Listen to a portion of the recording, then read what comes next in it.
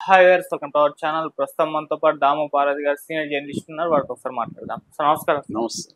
Sir, ఏపీలో కూటమి అధికారంలో ఉన్నప్పటికీ వైసీపీ స్థానిక ఎన్నికల్లో హవా చూపిస్తుంది సార్. ఎందుకు ఇంత హవా చూపిస్తుంది మరి వైసీపీ పార్టీ?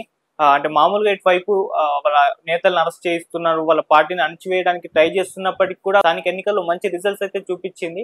సో ఇది పార్టీ బలోపేతానికి గల కారణం అనుకోవచ్చా? మరి ఏం జరిగింది? స్థానిక ఎన్నికలు ఇటువంటి ఫలితాలు రావడానికి గల కారణాలు ఏంటి సార్? ఇప్పుడు ఒక సర్ప్రైజ్ వార్త వైరల్ అవుతుంది ఆంధ్రప్రదేశ్ కి సంబంధించి. అదేంటంటే జగన్ స్థానిక ఎన్నికల్లో తన పట్టుని కోల్పోలేదు, నిలుపుకోగలిగాడు. ఇది ఒక రకంగా కూటమి వైఫల్యంగా చెప్తున్నారు. ఎందుకంటే వైసీపీని సమూలంగా నాశనం చేసేయాలి, రాజకీయంగా హత్య చేసేయాలి, వైసీపీని రాజకీయంగా నేలమట్టం చేసేసి ఎదురే లేకుండా చూసుకోవాలనేది చంద్రబాబుకి, పవన్ కళ్యాణ్కి, లోకేష్కి ఉన్న లక్ష్యం. ఆ లక్ష్యం వైపు డే 1 నుంచే, ఇంకా ప్రమాణ స్వీకారం చేయకముందు నుంచే చంద్రబాబు రంగంలో దిగేశాడు. వైసీపీకి ఎవరెవరు సపోర్ట్ చేస్తున్నారు, అధికారుల మీద ఆయన ఒక రకమైన రివెంజీ పాలిటిక్స్ అనేది ఫస్ట్ అధికారులతో స్టార్ట్ చేశారు. దాని తర్వాత సోషల్ మీడియాలో పెద్ద ఎత్తున కేసులు పెట్టడం, అందులో మెజారిటీ కేసులు అక్రమంగా కేసులు, వాళ్ళు నేరం ఒకటైతే కేసులు వేరే పెట్టి బెయిల్ రాకుండా చూసుకోవడం, అది మెల్లమెల్లగా పై స్థాయి వాళ్ళ దగ్గరికి రావడం.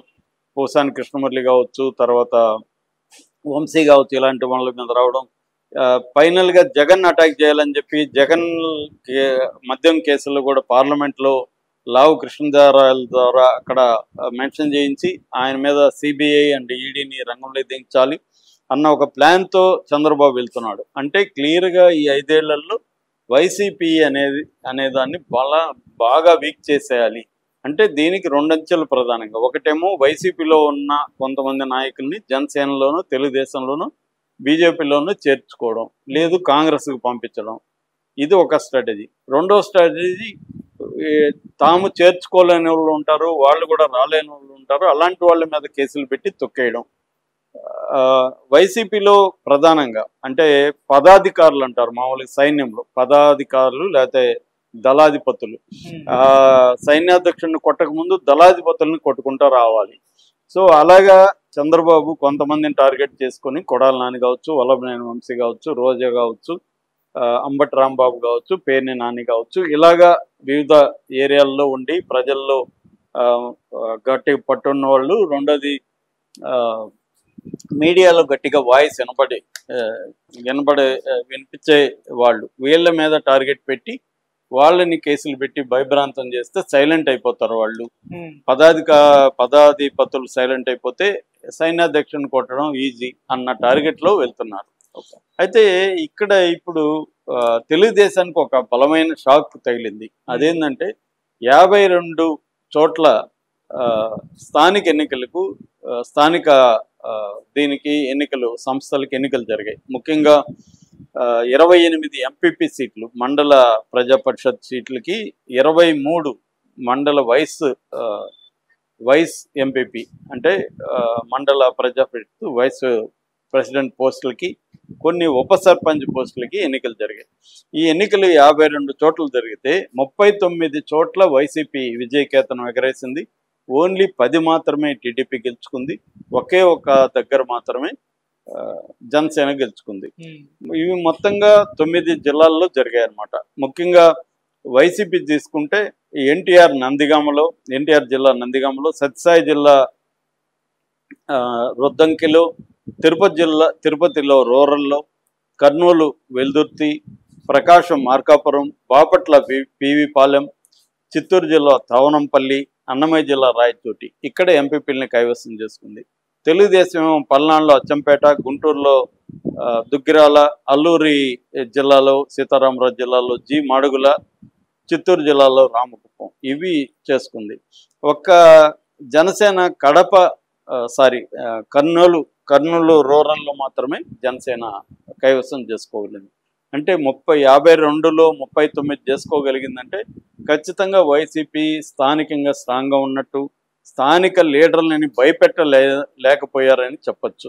ఫర్ ఎగ్జాంపుల్, మనకి త్రిపురాంతకం ఎంపీపీకి గెలిచిన ఆళ్ళ అంజనమ్మ పరిస్థితి చూస్తే ఒక ఎగ్జాంపుల్గా చెప్పుకుంటే, అంటే ఎప్పుడు భయభ్రాంతం చేసి జైళ్ళల్లో పెడతాము, మిమ్మల్ని కొడతాము అనే పాలసీ వర్కౌట్ అవ్వదని చెప్పడానికి ఇది ఒక ఎగ్జాంపుల్. ఆళ్ళ అంజనమ్మ ఎంపీపీగా అయింది.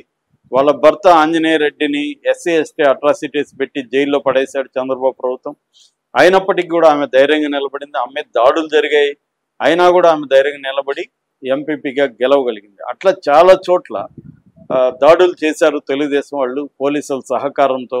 అయినప్పటికీ వైసీపీ వాళ్ళు భయపడకుండా, అదరకుండా, బెదరకుండా నిలబడి 39 చోట్ల గెలుపుని సాధించుకోగలిగారంటే మీ దీనికి మేము భయపడము, మీ వైలెన్స్కి భయపడము, మేము జైలుకి పోతాము, దెబ్బలు తినడానికి రెడీ, చావడానికి రెడీ అన్న ఒక తెగింపు వైసీపీలోకి వచ్చేసిందా అన్నది ఇప్పుడు అందరూ కూడా ఆశ్చర్యపోతున్నారు. ఎందుకంటే జగన్ కేడర్లో ఉత్సాహం నింపడానికి పెద్దగా ఏమి కృషి చేయట్లేదు.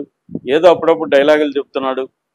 ఎవరు నన్ను కొడితే పలానా డిఎస్పీ నన్ను కొట్టాడంటే మన అధికారంలోకి వచ్చినాక ఆ డిఎస్పీతో నీకు సెల్యూట్ చేయిస్తా అంటున్నాడు.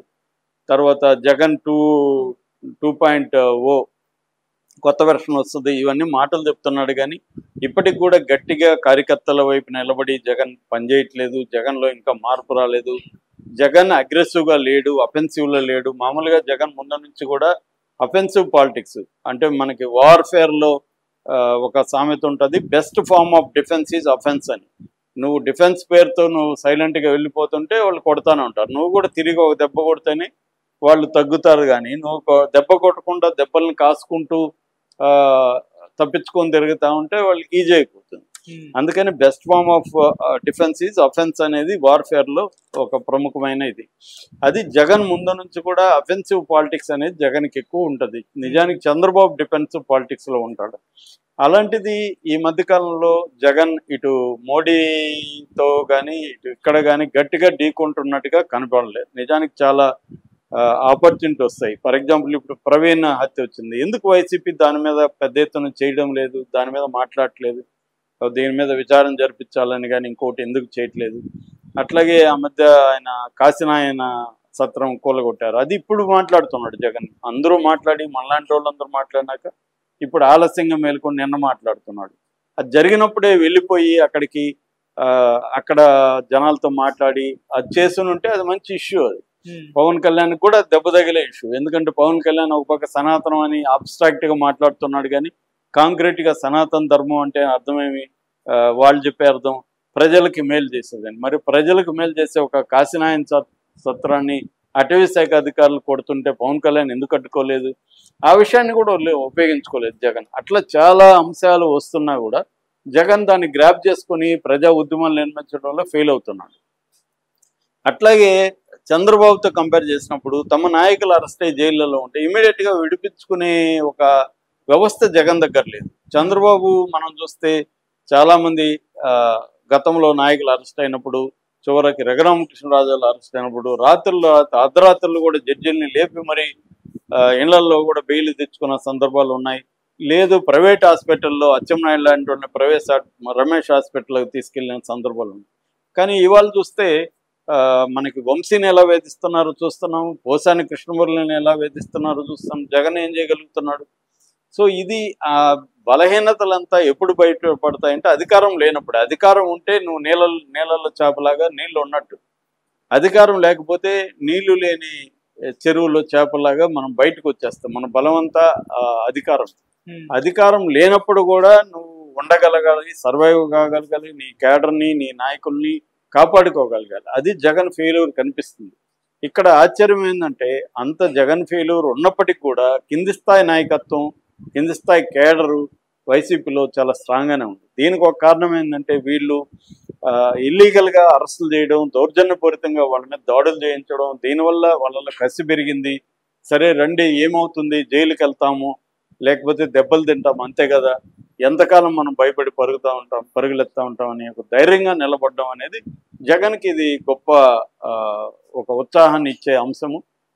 ఎందుకంటే తనకంటే కూడా తన పై స్థాయి నాయకుల కంటే కూడా కింది స్థాయి కేడరు, కింది స్థాయి నాయకులు వైసీపీ వైపు దృఢంగా నిలబడడం అనేది జగన్కి పాజిటివ్ అంశం.